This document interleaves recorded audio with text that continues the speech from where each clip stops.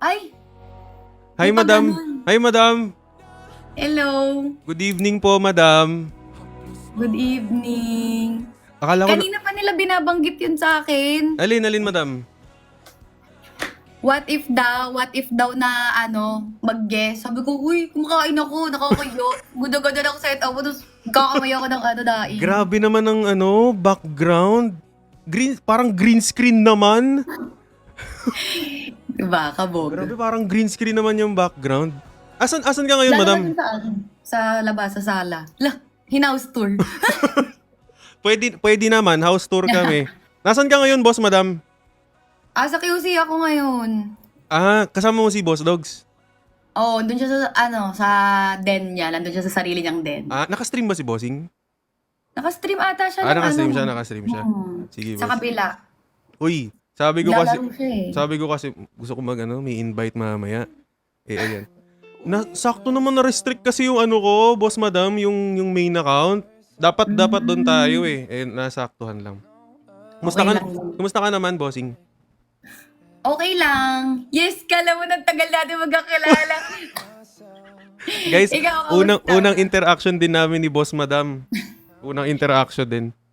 I mean, like, ako goods lang, boss. Okay ako. Puwersa na-restrict yung account ko. Okay naman ako. Happy naman. Ikaw, happy? Happy. 1 to 10. 11. Lu! Hoy! Nadidinig mo yung music, madam? Oo. Sobrang memorable ng kantang yan sa amin, as in. To Never Not? Bakit? Yes. Parang biyahe kami, galing kaming Pangasinan. Tapos sa Pampanga pa kami naka-bootcamp nun. Tapos, pabalik na kami ng Pampanga nun. Tapos, basta yun yung time na magulo, sobrang magulo. Tapos, hindi niya pa alam yung kantang yan. Isa yan sa mga nasa playlist ko. Tapos, random, pinatugtog ko lang. Tapos, hindi ko alam na ina-analyze niya pala yung lyrics. Itong kanta ng Never Not? Di Oo. Boss Dogs? Okay. Mm-mm. Tapos, Ako, kumakanta-kanta lang ako sa gilid. Tapos siya parang, ganda na ito ah. Tapos sabi ko, kasi parang automatic maganda naman talaga siya. Pero di ko in-expect na yung like description niya ng maganda is like maganda yung context ng kanta mismo. Kala ko maganda lang yung beat, maganda lang yung pagkakagawa ng melody, mga ganon-ganon. Tapos in-analyze niya yung lyrics, sabi niya, tayo yan eh. Sabi niya ganon sa akin. Tapos wala, parang, basta masyadong emotional yung kanta na yan para sa amin dalawa. parang di ko wait lang. Di ko pa napanood mga latest ni Boss D. Sweet ba sa'yo si Boss D? Like, off-cam? Malambing ba si Boss Dogs? Oo, as in. Para ko nga siya panganay. Para ko na nga siyang anak. Ganun. Kaya pala yung comment mo sa akin, kuya, ba't mo naman pinaiyak yung panganay ko? To the point na nagsaselo siya sa anak namin kapag mas may attention ako doon. Ganon. Bossing. Uy, madam, teka, bago ko lang pala ituloy. Thank you sa inyo ni Boss Dogs, ha. Kasi, Thank you din. grabe, inisponsoran ako ni Boss Dogs ng bagong PC. Alam mo yung walang isip-isip, biglang, ito, bili ka, brother. Grabe. Kaya thank you sa inyo. Blessing kayo sa akin, and alam kong blessing kayo sa isa't isa. And you're welcome. Pero deserve mo talaga yon as in. Thank you, Ato si madam. Dogs, talaga siya eh. Parang, ang tawag doon? Yung love language. Talaga, parang giving gifts. Kaya feeling ko na-feel niya yung pagiging genuine mong tao. Kasi hindi siya ma-open up. I mean, open book siya. Pero, hindi siya ma-open up na mga ganong level na hindi na dapat pamalaman, alam mo yun, outside the circle, parang ganon. Pero na kusa siyang parang nag-open up sa'yo. So, feeling ko na-feel niya na sobrang genuine mong tao, kaya magaan yung loob niya sa'yo. Kaya siya nag-give. Gusto ko lang din talaga nun makipagkwentuhan kay Boss D kasi talagang idol ko yun eh. Talagang nung sabi ko sa'yo, madam, nung college, talagang nung pinapanood ko yun, mga niya.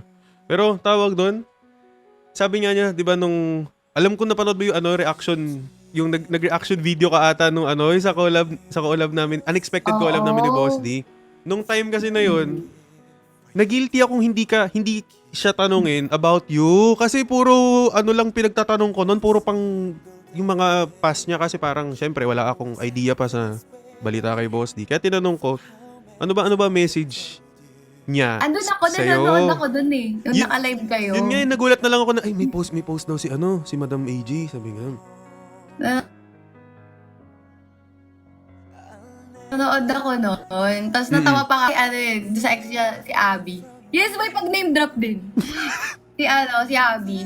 As in like, parang first week pa lang nitong month na to, random na pag-usapan din talaga namin yon yung mga past namin. Ang timing mo nga, as in, Totoo. sobrang timing mo kasi parang lately, naglo-look back kami. Like, kung ano yung ganap before, ano yung setup namin before, ano yung buhay namin noon. Na parang, what if nga talaga, no? What if di kami nagkakilala, yung mga ganon.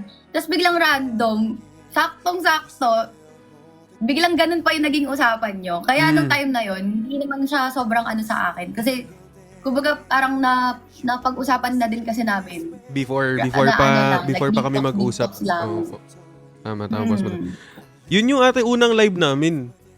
Yun yung unang Oo. live, no? Hindi yung pangalawa na, oo. Nung ano kasi na yun talaga, nagpapaantok lang ako tapos nakita ko si Boss D nanonood ng Will Talks. Tapos sabi ko, ay, sige ka ako, mag-live nga ako. Ano naman pakiramdam, Madam, nung pangalawang live namin ni Boss D na tinanong ko siya anong pwede niya sabihin sa'yo na halos wala namang nasabi. Talagang walang nasabi Oo nga. pero ramdam ko Pero grabe. yung gusto niyan sabihin. Ano naman? Naawa ako sa kanya. Naawa ko sa kanya talaga, as in. Kasi, malayo kami nun eh, nasa Pangasinan na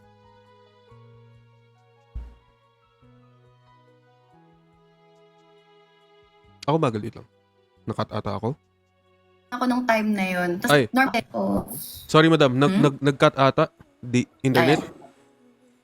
Ayan, okay na, Madam. We? Ayan, Okay na? okay na. Ay, okay na ba?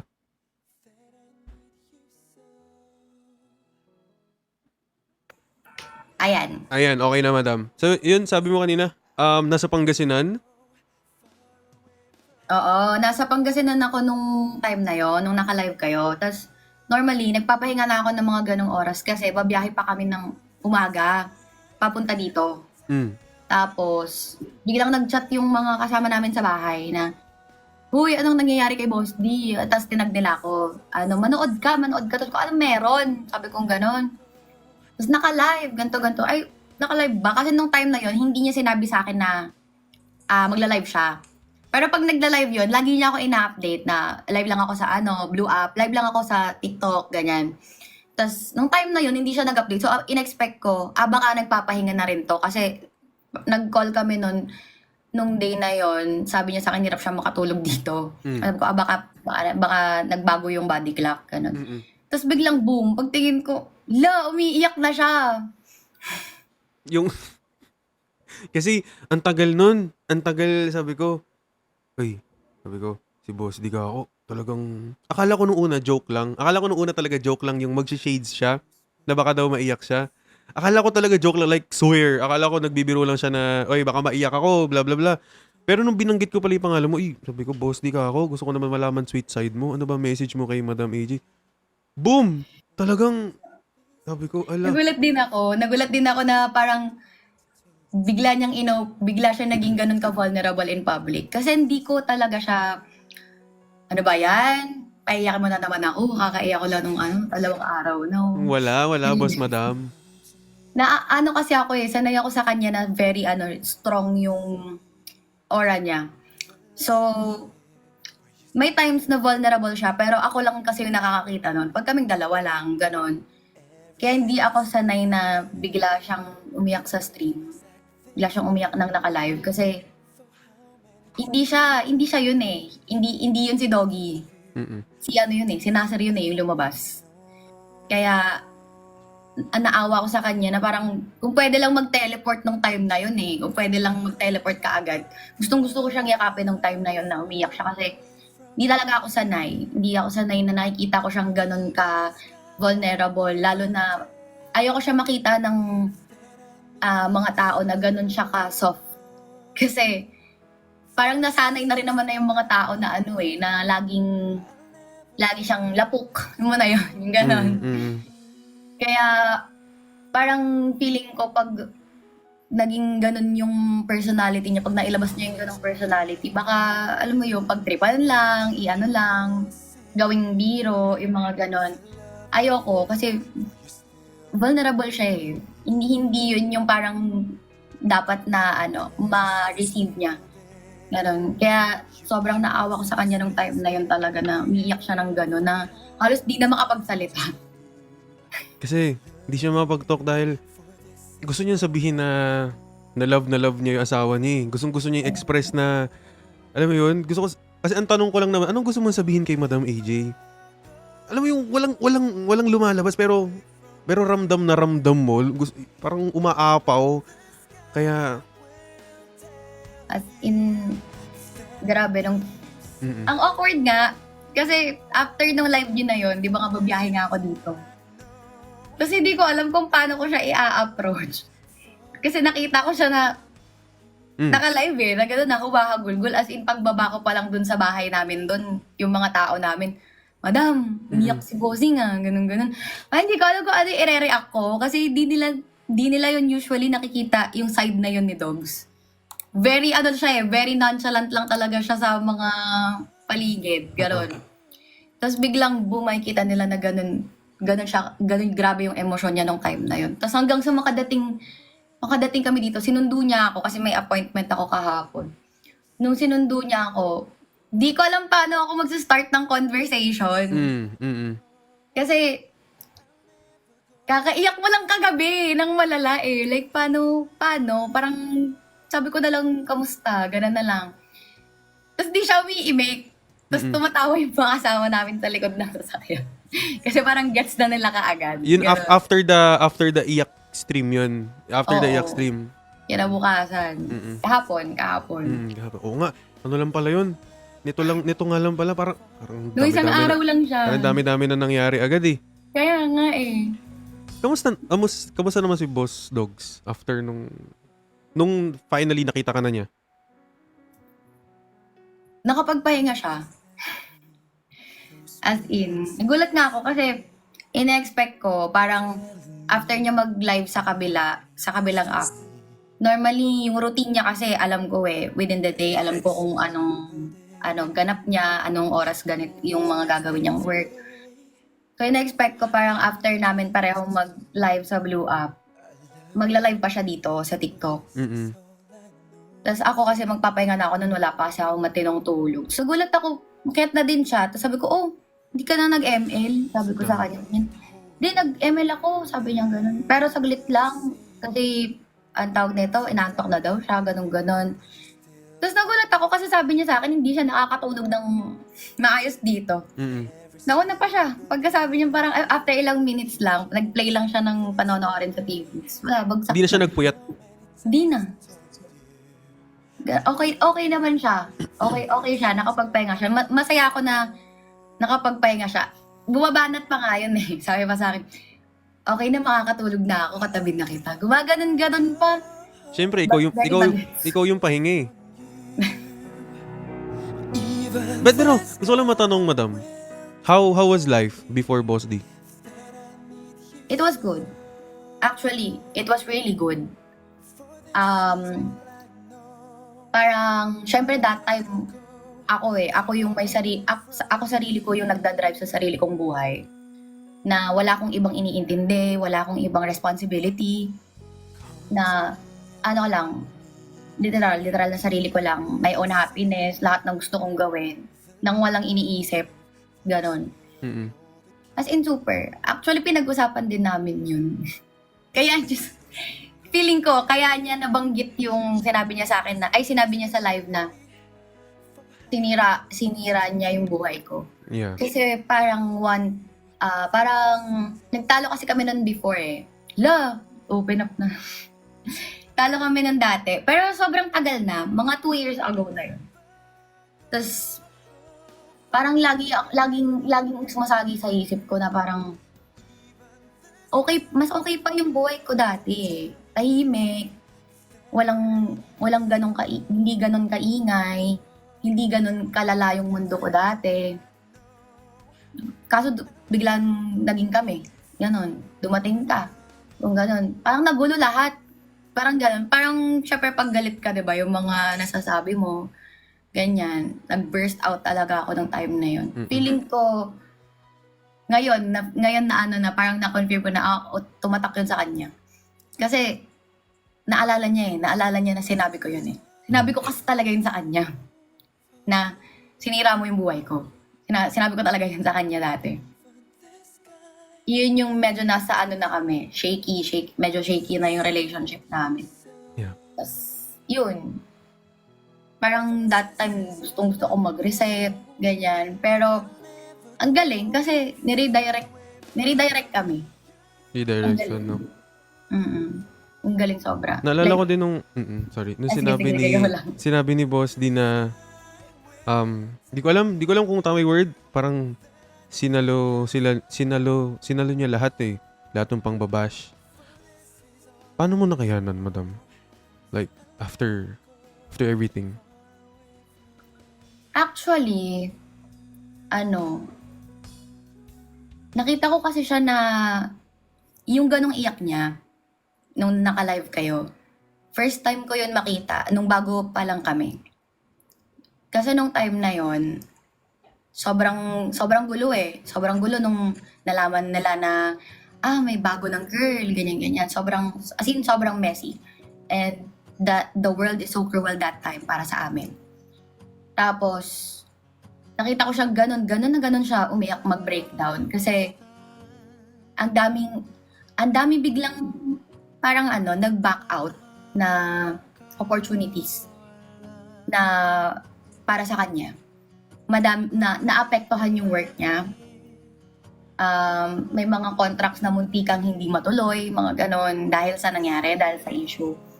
Tapos naaawa ko na nakikita ko siyang ganon kasi hindi niya naman, hindi niya deserve yun eh. Hindi niya deserve yung ganong hate. Kasi ang tagal niyang binild up yung career niya para marating kung ano yung meron siya ngayon. So, hindi ako enough reason para ma-invalidate lahat ng hardship. Naiiyak ako. It's okay, madam. Hindi ko matanggap na ako yung magiging main reason para mangyari yun sa kanya lahat. Kaya sabi ko talaga sa kanya nun, bago-bago pa lang naman kami nun, parang wala pang ilang buwan, ganun. Sabi ko sa kanya, gusto mo maghiwalay na lang tayo? Sabi ko. Kasi ayaw kita nakikitang ganyan. Sabi ko, at least, bago pa lang tayo. Wala pa naman tayo masyadong, ini-invest na feelings sa isa't isa. Hindi pa naman ganun ka-deep yung relationship natin. Kasi we're just starting. So, madali pa umexit. Sabi ko, at least sabi ko, pag umalis ako, hindi naman ako kilala ulit kinabukasan. Okay na ako na lang yung tumanggap. Ako na lang. Sabi ko ganun. Kasi ikaw, binuo mo yung legacy mo eh. Ayoko masayang yung pinaghirapan niya. Ganun. Ano sabi ni Boss Dogs yung time na yun? Sabi niya sa akin, pa daw akong sabi niya nga, parang ba't mo ko iiwan? Natin to, laban natin to. Pagsubok natin to, sabi niya, pareho natin, sabay natin tong, haharapin. Malalagpasan natin to. Sabi niya. Sakto nung time na yun, never not yung pinapakinggan niya.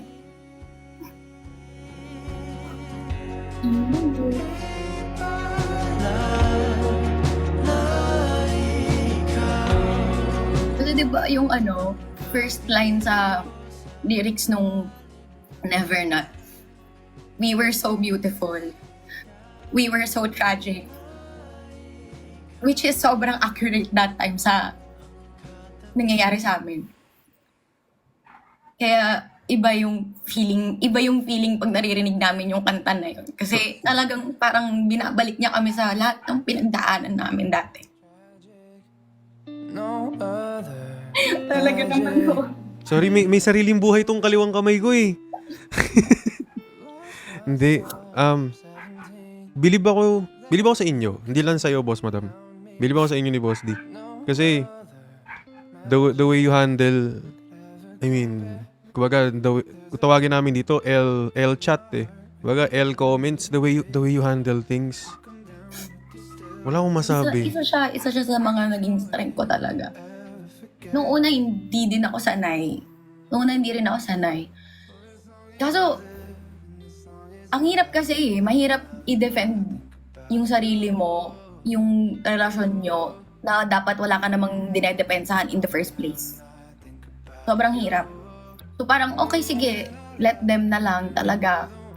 Hanggang sa mai-immune ka na lang talaga eh. Masanay ka na lang. Parang sa amin, what matters is, at least alam namin talaga yung nangyari, alam namin. Kumbaga, sa amin na lang yun. Mm-mm.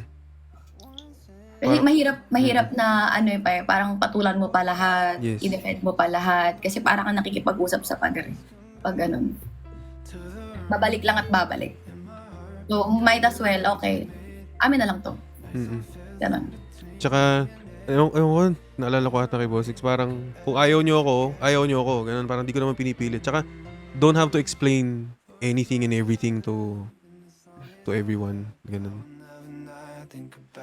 Yun talaga personality niya. As in, Kaya pili ko kaya kayo match din. Kaya kayo, perfect fit na together na, Alam ba ni Boss Dogs na naka-live ka ngayon? hindi. Hindi.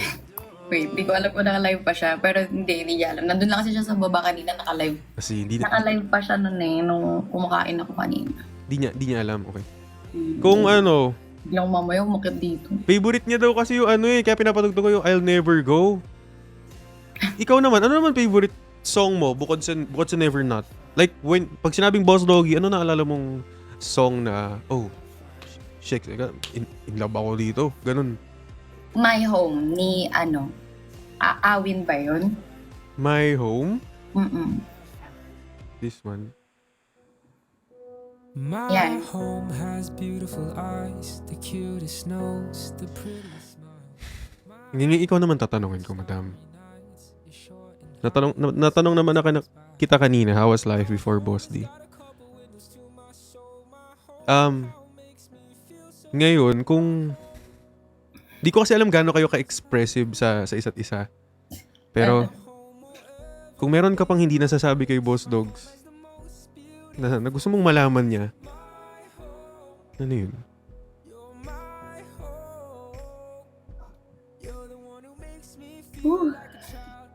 Hirap.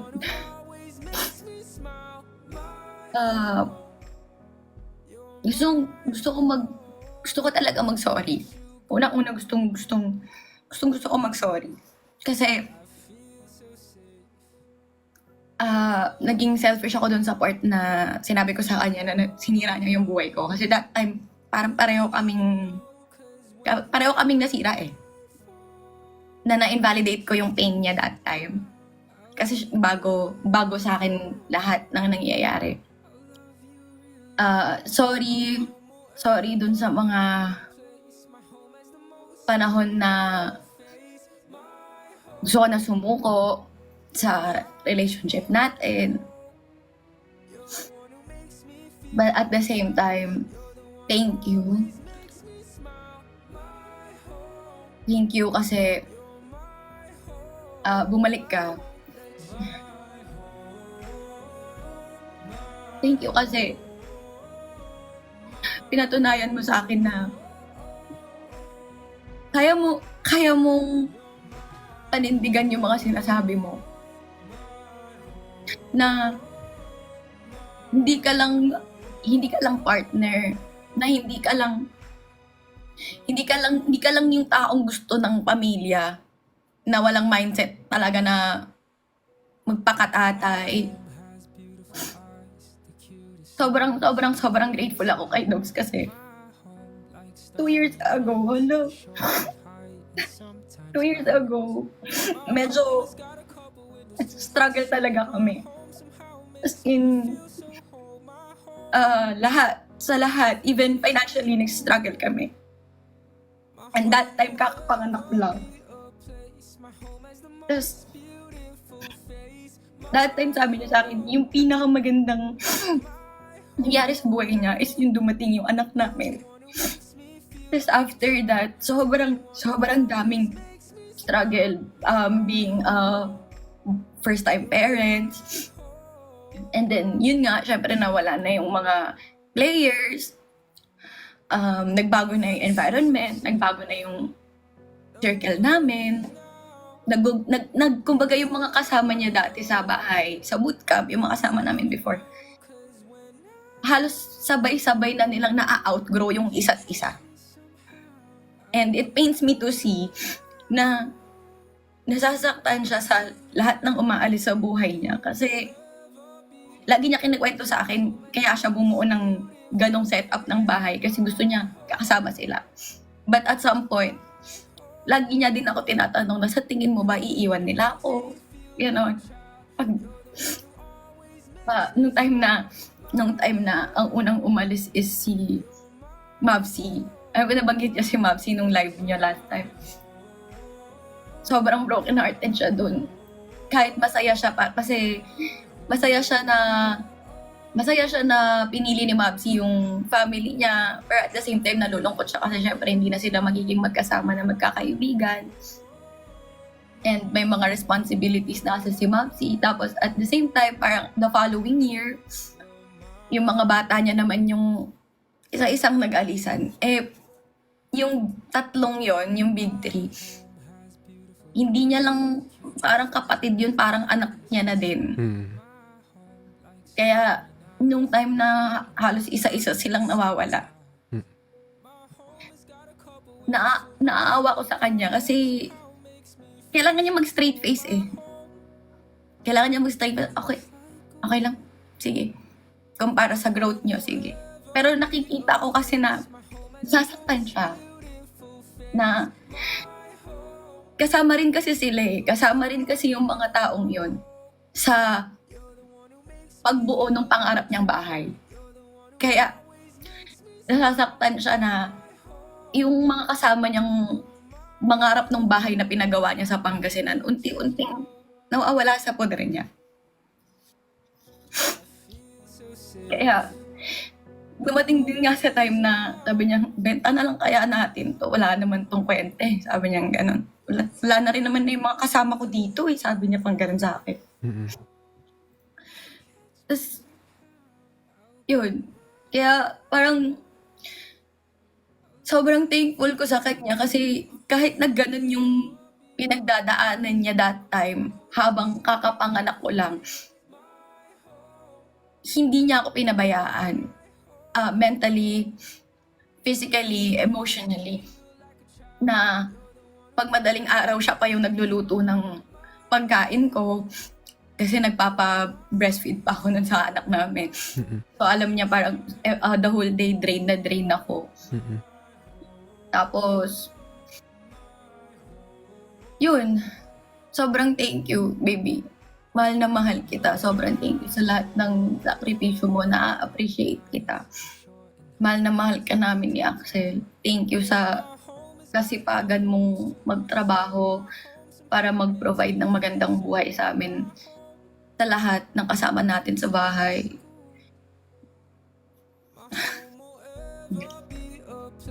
My home has the most beautiful face. My home.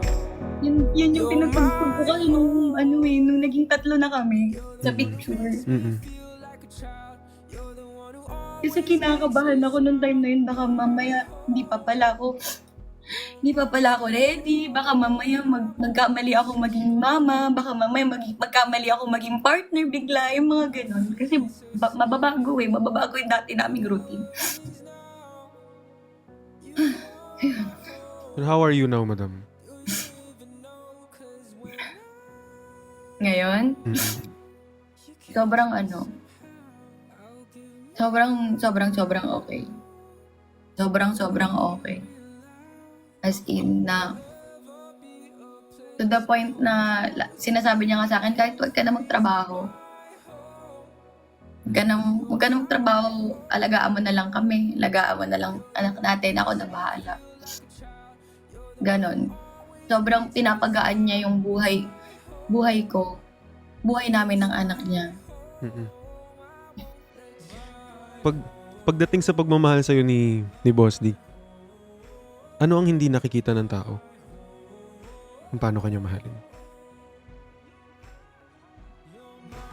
Ako, personally, di ko masabi kung ano yung hindi nila nakikita. Kasi, feeling ko pinapakita niya naman. It's just that, ayaw lang talaga nilang tignan. Ayaw lang nila tanggapin. But it's fine. It's okay. Kasi, mundo naman namin yun eh. Hindi naman namin kailangan ng validation nyo para lang masabi na mahal namin yung isa't isa. Kung ano yung meron kami, kung ano yung pagmamahal na binuo namin, kung ano yung klase ng pagmamahal na binibigay namin sa isa't isa, kami na lang yung makakaalam. Hindi na parang kailangan pang i-show off na ganun para lang ma-validate na, mahal nga nila yung isa't isa. Hindi na yun, wala na, tapos na yung ganung ano eh.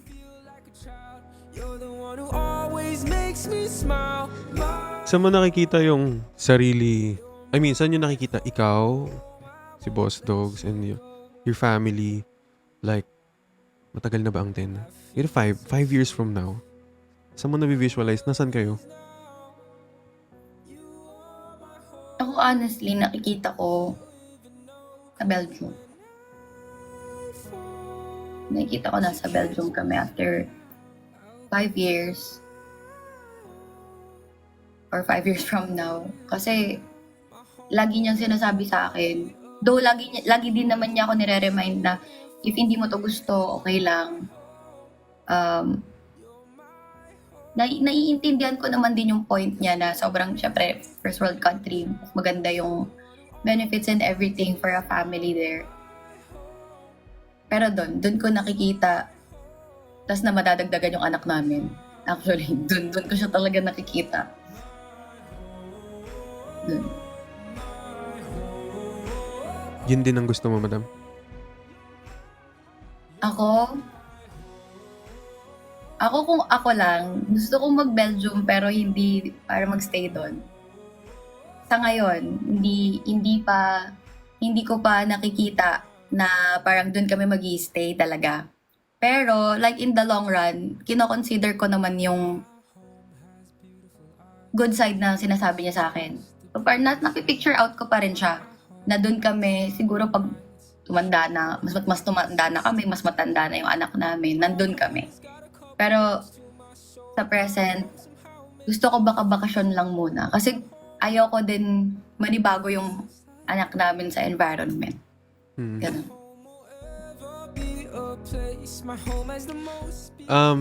Ito ewan ko kung gusto ko lang tanungin din, madam. Pwede naman di mo sagutin. Kamusta yung kamusta nung bago kayo ni Boss Doggy? Knowing na dami nasasabi. Kamusta ka nun? Kamusta kayo nun? Paano? Malala yun, sobra, Will. Sobrang magulo.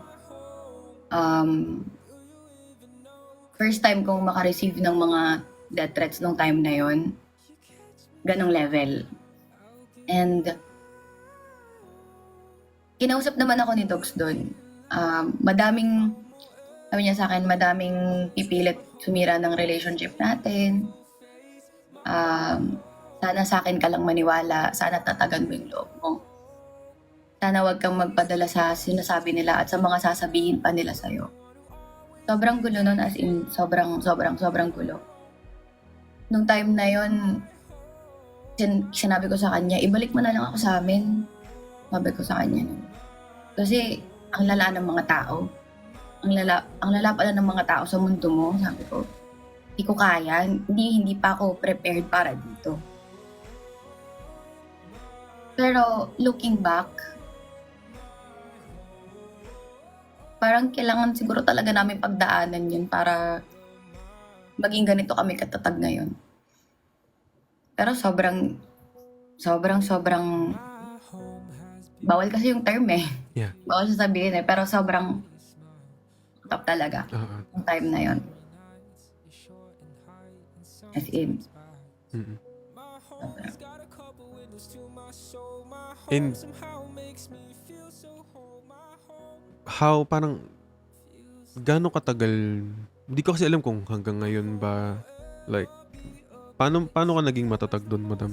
I mean, ano naging process mo, parang okay. I mean, di ba, parang ako nagigets ko yung sasabihin na okay, kailangan natin pagdaanan.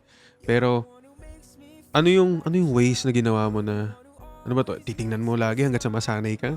Talagang, haharapin mo ba everyday, comment sila hanggat sa masanay ka, or di mo na lang ba sila papansinin? Parang both. Parang both. Kasi at the same time, hindi mo naman sila mapipigilan eh. Hindi mo naman mapipigilan yung mga mababasa mo. Kahit anong iwas mo din, may mababasa at mababasa ka pa din. Siguro kasi may kasi sa amin eh, may nakapag-confirm kasi ng mga lahat ng nangyari nung time na yun eh. Kaya parang mas lalong na lang kami ngayon. Parang mas buo yung strength na okay. Dahil yan, basta ganun, parang ganun. Okay. Mm-mm. Mahirap siya nung una, sobra, kasi para sa hindi ko nakikita yung sarili ko na mapunta sa ganong industry. Mm-mm. Sobrang hirap, sobrang nakaka-shock na ganito yung hate. Na may mga articles, tapos yun, nakaka-receive na ako ng mga death threats. Sobrang nakakapanibago, nung time na yun, gusto ko na lang talaga mawala eh. Kasi nahihiya ako sa parents ko, nahihiya ako na dadadamay sila. Kahit alam naman nila yung nangyayari, alam nila yung totoo. Nahihiya din ako mismo kay Dogs kasi parang nagbabacklash pa sa kanya. Parang gusto ko mawala na lang nung time na yun para matapos na lang lahat, para manahimik na lang. For everyone's peace. Kung kailangan, parang time na yun, parang kailangan ako isakripisyo, sige, go na lang. Parang ganon. Yun. Pero thankfully, hindi ako pinabayaan ni Dogs nung time na yun. Sobrang nandun siya para i-check up ako palagi kung okay ba ako mentally, emotionally. Mm-mm. Yun. Speaking of Boss Dogs always being there for you, madam, anong favorite moment nyo together? Kapag katabi namin si Axel matulog. Pati gumising sa umaga. Iba yung feeling. Iba. Sobrang iba. Parang lagi kaming nire-remind ng anak namin na kahit wala siyang sabihin, makita lang namin siya first thing in the morning. Parang ito yung reason. Ito yung reason kung ba't kailangan pa namin mabuhay ng mas matagal.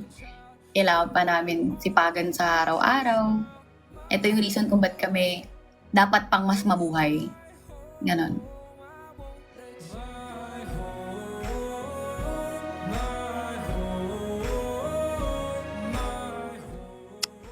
Speaking of totalan dyan naman na tayo kay Axel. Axel ang name. Tama. Axel. Sino pala nagpangalan? Okay lang matanong. Dalawa kami actually. Yung first name niya kasi is Hans. Kinuha niya sa name ng father niya. Okay. Tapos yung Axel, ako kasi para same kami letter A. Speaking of Axel. Kung sakaling tumanda na siya, tinanong ko din to kay Boss Dogs kung ano gusto niyang, kung meron kong message for Axel, if ever mapanood niya to years from now, kung ano mang platform ang meron nun, anong gusto mong sabihin sa kanya, Boss Madam? Ah, Nak, thank you kasi binalik ka ni Lord sa amin. Thank you kasi hindi mo kami hinayaan na mangulila sa'yo nung una.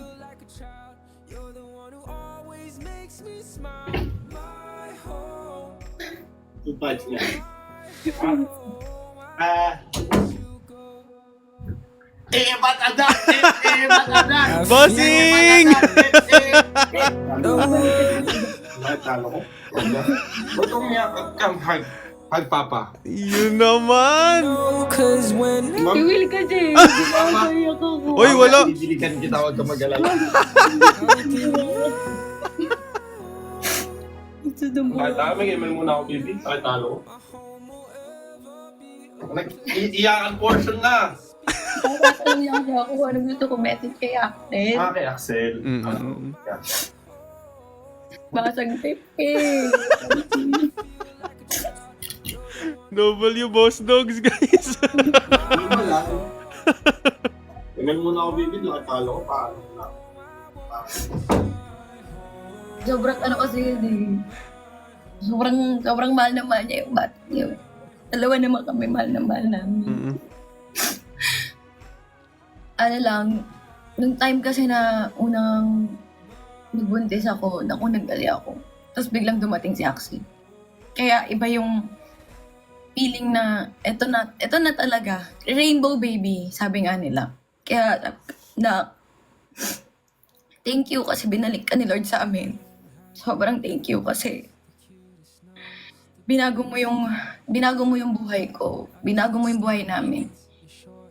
Hindi ko alam na kaya ko pala maging mabuting ina, na kaya, meron pala akong maternal instincts kung hindi ka dumating sa buhay namin. And mahal na mahal ka namin. Lahat gagawin namin para sa'yo. Ngayon, mas ready kami na harapin lahat ng kasama ka. Mas handa kaming lumaban ngayon sa lahat ng magiging pagsubok nating lahat bilang pamilya. Handa kaming i-guide ka sa lahat ng bagay at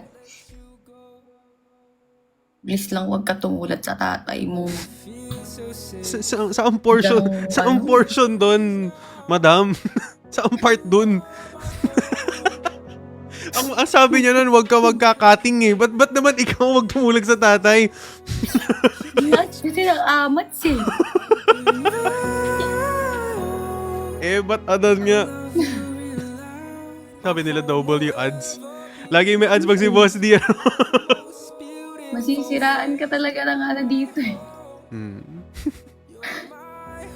Pero nakakatuwa naman na ano ba to? I can't speak for you, Boss Madam and Boss Dogs, kasi syempre di ko naman na-experience yung ganyan klaseng moment sa life, pero all I can say is grabe yung tatag nyo na syempre kita ko naman si Boss D, syempre pag sa camera lapok talaga, totoo naman. Oo. Kitang-kita ko naman na, tsaka natutuwa ako, dun ko rin, yun ang Boss Dogs na mindset, everything, pero grabe, kung magpasaya din naman ng tao kasi. Pero, ito yung different side na, kita ko naman na, iba yung tatag yung dalawa. Pero, madam, kung ikaw naman, meron kang, syempre, dati may mga L-chat sa inyong dalawa, pero syempre, di rin naman nawala yung mga sumusuporta sa inyo. Ano naman gusto mo sabihin sa kanila, madam? Saan doon? Sa mga supporters mo na hindi, alam mo yun, talagang naniwala na, dito kami sa likod mo, AJ, ganun. Actually, sa totoo lang, hindi ko talaga alam kung genuine support yon or like nag-grow na lang yung support sa mga sumunod na taon, sumunod na buwan. But still, thank you. Super thank you kasi nandyan pa din kayo until now. Kung isa sila sa mga like nag-hate before and then na naging supporter, lalo na kay Dogs, sobrang thank you kasi kung alam nyo lang laging iniisip ni Lux kung paano magi-give back sa mga tagahanga niya. Kung paano siya makakapagpasaya, paano niya maibibigay pabalik yung binigay ng tao sa kanya kung nasan siya ngayon. Yan. Thank you. Sobrang thank you, guys. Ito naman, madam, natanong ko to kay Boss D nung, ano ba to, unang stream namin. Unang stream.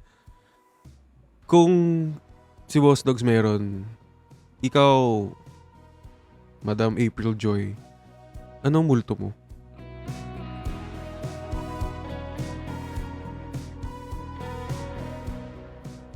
Multo in a sense na Parang ano yung nagha-hunt sa'yo ngayon na parang, kumbaga ako, siguro multo ko, siguro, kung hindi ba nag-pandemic noon, nasan kaya ako ngayon? Yung mga ganun.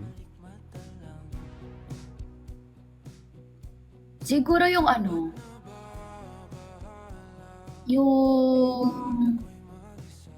AJ na bago dumating si Doggy. Yun. May times na hinahan pa din ako nun. Yung AJ na version noon. Ano ba si AJ noon, Boss Madam? Kung okay lang tanungin.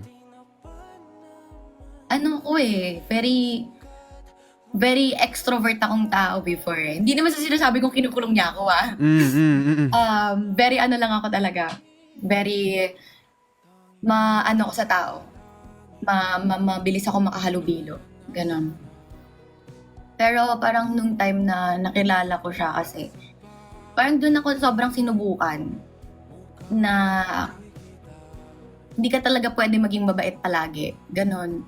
Na doon ako natutong makisama na hindi mo kailangan mag-commit ng friendship. Makikisama ka lang, acquaintance lang, yung mga ganon. Minsan nami-miss ko yung version ng AJ before kasi sobrang sobrang free. Sobrang stress-free. Walang masyadong iniintindi sa mundo. Pati yung mga yung mga dreams ko before, syempre, yung mga plans ko before, yung mga dating plano ko, yung mga napopursige ko sa buhay ko dati, syempre nagbago nung dumating siya. So, nagbago din, lalo nung nagka-baby kami. May times na hinangan pa din ako nun. Kamusta ba mental health mo ngayon, Madam? Ngayon, so far, okay naman. Okay naman. Meron bang ikaw na kinakatakot ngayon? Ako natatakot lang ako ngayon na magkaroon talaga ng problem sa health si Dogs. Yun yung pinaka-kinakatakot ko ngayon. Kasi matanda na siya, malayo yung age gap namin. Kaya ayoko lang, kaya nung binanggit niya sa'yo na yung ayaw niya na pinag-uusapan ko yung pag namatay siya. Ayoko talaga. Binibiro ko nga siya Sabi ko sa kanya, lagi mo tatandaan, bawal kang mamatay pag hindi ako yung papatay sa'yo. Lagi ko sinasabi sa kanya, dapat motivation mo yun para mabuhay ka lalo. Sabi ko, hindi mo kami pwede iwan ni Axel. Sabi ko, paano kami, parang feeling ko hindi ko pa kaya. Hindi ko kaya na, magpakananay at atay pag nawala siya. Kaya doon ako natatakot. Kasi, syempre, yung lifestyle niya before, di naman ganun ka-healthy, with all the vices. Na reality check, yung mga reality check lang talaga, syempre, habang tumatanda. Natatakot ako na biglang magka-problem siya sa health. Parang di ko kaya. Parang walang taong ready naman for that, Boss Madam. Siya kasi ready siya Ako hindi talaga. Ayoko talaga ng mga ganung usap. Okay, ibayin na natin yan. Nagpe-play kasi tong multo na to Teka nga, ibayin nga natin to. Tanong na lang, wala natin yan. Wag na yung sakit-sakit na yan. Wala magkakasakit. Wala magkakasakit, boss madam. All good, all healthy. Everything's right. Kung magalit na sa akin si Boss D, kanina pa kami pinapaiyak yan. Curious lang ako, madam. Gano'n na kayo katagal ni Boss D? Ano ba?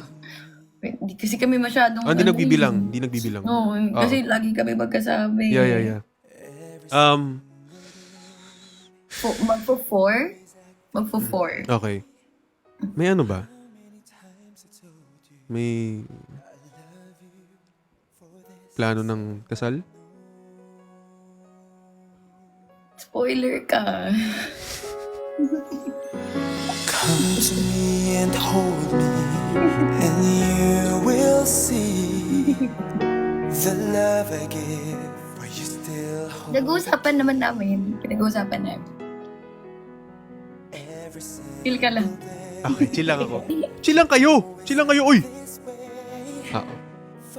Pero, happy for you both, mga bossing ko. Thank Perfect fit. Thank you, sobra. Narinig ko kanina sabi ni Boss Dogs, talo daw siya sa laro at sa ano ata. Ano naman moment na para sa'yo, tingin mo yung, uy, parang Lord, nanalo ko. Anong moment nyo together yun? Nung na-cope namin yung struggle namin nung bagong panganak ako. Kasi, di ba, may postpartum. Nung time na yon may postpartum ako. Na doon, so naging shaky din kami nung time na yon. And then, sobrang inalagaan niya pa din ako, inintindi niya pa din ako, inuna niya pa din ako. Inuna niya pa rin kaming dalawa ng anak namin. To the point na sabi niya nun sa akin, syempre parang nung time na yun, sobrang overstimulated ako eh. Sa emotions and everything na parang pag ikaw yung nanay, feeling mo ikaw lang yung nag-aalaga ng bata, ikaw lang yung napapagod, parang ganon. Hanggang sa parang na-invalidate ko na yung pagod niya that time. Na hindi ko alam na sobrang bigat pala nung na naka-weigh sa shoulders niya na responsibility. Kasi masyado akong nakafocus lang sa nakikita ko eh. Ganon. So, nung time na parang nagtalo kami, bigla niyang sinabi sa akin, kung pwede lang ako mamatay. Sabi niya, kung pwede lang ako mamatay para makuha niyo yung insurance ko. Sabi niya gano'n. Para hindi na kayo mamroblema hanggang ilang taon. Doon ako na sa kanya. Kasi parang, shit. Kasi, parang di ko maisip na sasabihin niya yung ganong bagay na kailangan niya pababatay para lang mabigyan kami ng for lifetime na Hindi siya magandang pakinggan, pero sobrang na-appreciate ko yung thought na kaya niyang i-sacrifice yung ganong level. Kahit hindi naman dapat, pero willing siya. Doon. Tapos doon ko lang na-realize na, okay. At tama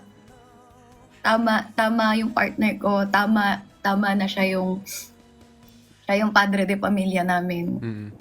Kasi never siyang nag-fail na mag-provide and never niyang pina-feel sa amin na mabigat na pala. Ganun. Recently, Boss Madam, saan ka pinaka na proud sa sarili mo? Ako?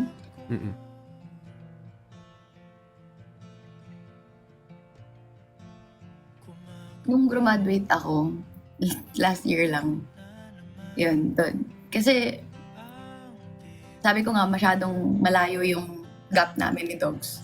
So, sobrang ahead niya sa akin.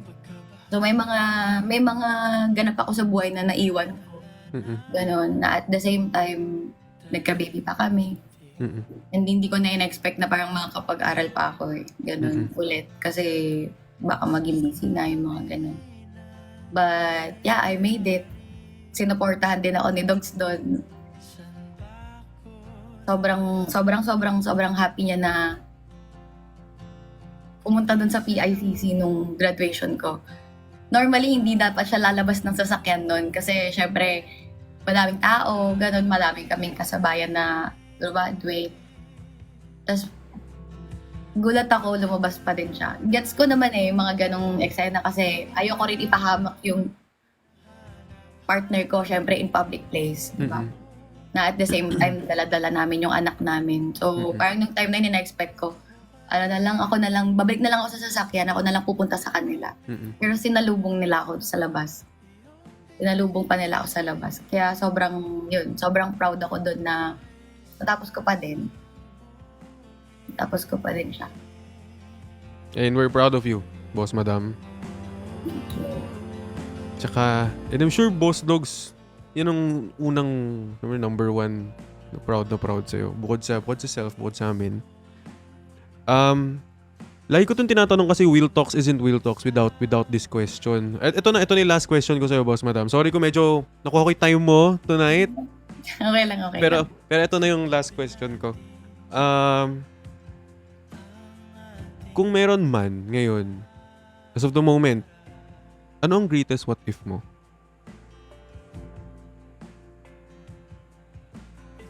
Greatest what if ko. What if hindi ko tinanggap si Dogs ulit?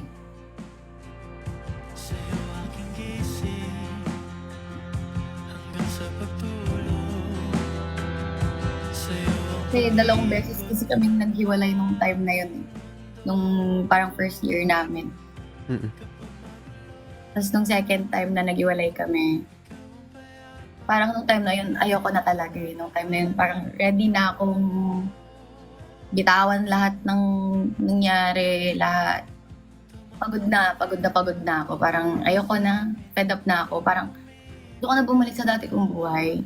Gusto ko na lang maging si AJ ulit. Ayoko na nadidikit yung pangalan ko sa'yo, sa inyo, sa lahat. Gusto ko na lang maging normal ulit. Ganon, nasa ganong level na anong time na yun. Tapos, yun, umalis ako sa kanila, umalis ako sa kanya nun. Tapos, pumunta siya sa bahay. Tapos, may long message siya. Pinuntahan niya ako nung saktong anniversary dapat namin. Yun, parang feeling ko, yun yung pinaka-greatest what if ko kasi parang what if hindi ko na siya tinanggap ulit. Asan na kaya ako ngayon? Ano na kayang ganap sa buhay ko ngayon? Masaya ba ako ngayon? Kumusta kaya ako after ng lahat ng nangyari nun? Ganun. Yeah. Ako naniniwala ko na everything happens for a reason Na tulad nga, backtrack lang kanina, Boss Madam. Everything happens for a reason. Lahat ng pangbabash, kinailangan yung daanan yun. And your greatest what if na what if hindi tinanggap? Feeling ko, kaya yun hindi nangyari kasi ito, you guys are perfect fit together. And kitang-kita naman namin how Boss Dogs got your back and ikaw din, lalo na sa inyong dalawa. Kaya, we're happy na you guys are happy.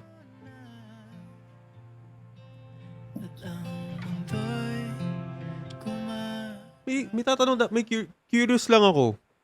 Boss Madam, kung okay lang tanongin, gano'n ba kalaki age gap niyo ni Boss Dogs? Hala, baka magalit yun sa akin. Ay, wag na. Skip ads, guys. Oy, pero nire-reveal ko yung Hindi, wag na yun. Skip ads, guys. Oy, pero Boss Madam, thank you. Thank you kasi Ma'am April Joy, thank you for being one of my guests ngayong April. And thank you Ma'am April Joy kasi kayo ang joy ni Boss Doggy ko. Yeah, maraming salamat. Thank you. Thank you. Yun lang naman, Boss Madam. Maraming salamat po. Thank you din. Thank you, bossing ko. Thank Bye-bye you, po. thank you. See you soon. See you po, Omsim. See you when we see you. Yes, madam. Thank you po. Thank you. Yo.